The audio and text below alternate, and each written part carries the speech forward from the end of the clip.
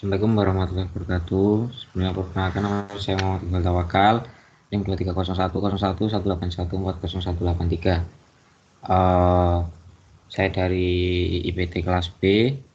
Di sini saya akan menjelaskan hasil laporan praktikum ilmu pemeliharaan ternak yang telah dilaksanakan. Yang pertama, praktikum ilmu pemeliharaan ternak ini dilaksanakan pada tanggal 21 September sampai 5 Oktober tahun 2021.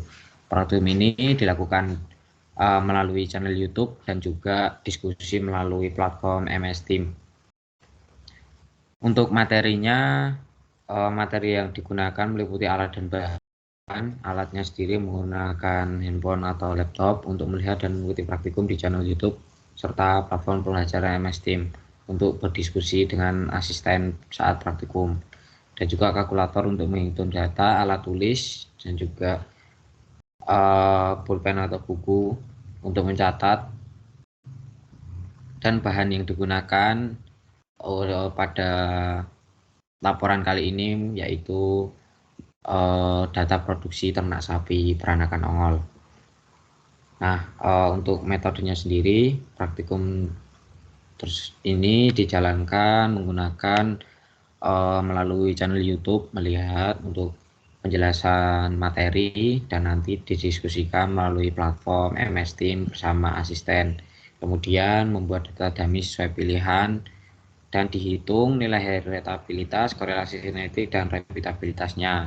Dan selanjutnya menyusun laporan, dan selanjutnya membuat video dan diuploadkan ke YouTube. Dan ini hasil perhitungannya, ada heritabilitas, korelasi genetik, dan repeatabilitas. Untuk heritabilitas sendiri, hasilnya di bobot lahir itu minus 0,3712.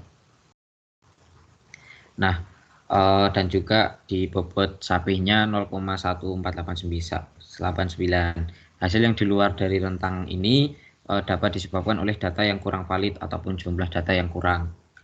Menurut Bliati et al. Tahun 2015 menyatakan bahwa rentang nilai heritabilitas rendah itu di bawah 0,1, sedang itu di antara 0,1 sampai 0,3, dan tinggi lebih dari 0,3. Dan heritabilitas sendiri juga memiliki beberapa faktor. Nah, berdasarkan Savitri et al. Tahun 2009 menyatakan bahwa nilai heritabilitas yang beragam dipengaruhi oleh faktor genetik dan lingkungan, serta metode dan jumlah cakupan data yang digunakan. Selanjutnya yaitu korelasi genetik. Dari perhitungan sendiri, di korelasi genetik, perhitungan korelasi genetik bobot lahir dikali bobot sapi itu menghasilkan minus 0,201. Nah, untuk data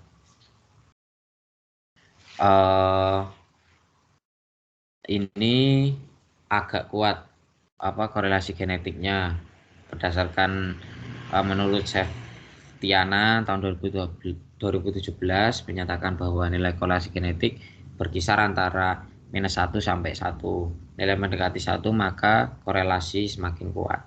Nah, di sini karena minus 0,201, jadi nilai korelasi genetiknya tidak terlalu kuat. Seperti itu. Setelah itu, korelasi genetik juga memiliki beberapa faktor. Faktor diantaranya yaitu sifat dari orang tua dari si ternaknya sendiri. Nah, ini menurut pendapat Mahmud dan Tribudi menyatakan nilai korelasi genetik dipengaruhi oleh gen pleiotropy pada kedua sifat dan memberikan pengaruh sifat aditif yang dapat diwariskan ke keturunannya. Jadi korelasi genetik itu sifat yang diwariskan. Nah, untuk pengertiannya sendiri, korelasi genetik itu merupakan hubungan antara satu sifat dan sifat yang lain secara genetik dengan nilai rentang minus 1 sampai 1. Selanjutnya yaitu ada repeatabilitas. Dari repeatabilitas sendiri merupakan suatu parameter genetik yang digunakan untuk mengukur performa ternak dengan produksi berikutnya.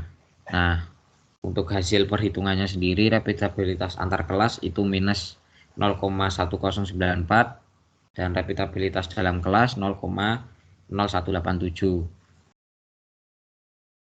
Untuk hasil minus, kenapa hasilnya ada yang negatif, itu dikarenakan seperti heritabilitas tadi, yaitu data yang kurang valid ataupun jumlah yang data yang kurang, ada data jumlah yang kurang. Nah, untuk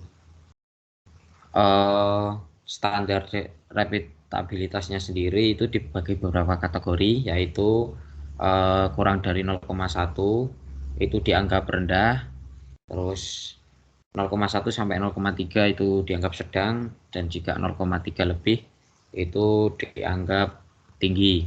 Nah, karena ini hasilnya 0,018 itu tergolong rendah reputabilitas dalam kelasnya. Nah, selanjutnya reputabilitas sendiri itu mempunyai beberapa faktor, diantaranya yaitu faktor lingkungan dan faktor genetik.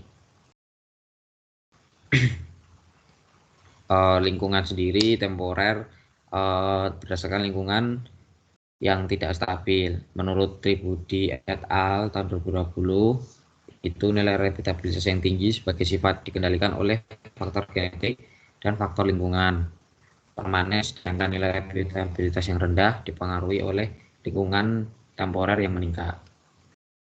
Untuk kesimpulan dari hasil laporan yang telah saya buat, reputabilitas menunjukkan nilai yang tidak terlalu tinggi pada bobot pedet dan sapi peranakan ongol, yang berarti memberikan respon kurang baik pada sifat seleksi.